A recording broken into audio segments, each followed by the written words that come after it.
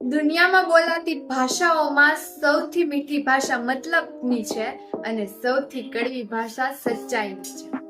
આ સુવિચાર માનવ સ્વભાવની એક કડવી વાસ્તવિકતા દર્શાવે છે.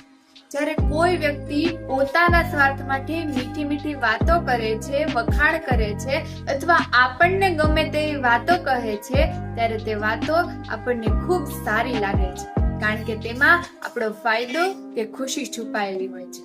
તેથી મતલબની ભાષા સૌથી મીઠી લાગે છે. પરંતુ જ્યારે કોઈ વ્યક્તિ આપણને સાચી વાત કહે છે, આપણી ભૂલો બતાવે છે અથવા હકીકતને સામે મૂકે છે, ત્યારે ઘણીવાર તે વાત આપણને પસંદ નથી આવતી.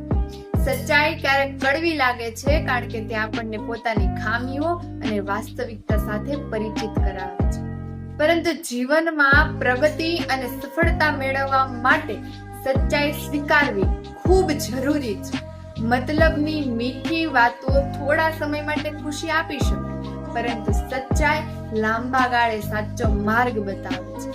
મીઠી વાતો કરતા સાચી વાતોનું વધુ મહત્વ છે, કારણ કે સચ્ચાઈ જ આપણને જીવનમાં યોગ્ય દિશા અને સાચી સમજ આપે છે. જય શ્રી કૃષ્ણ.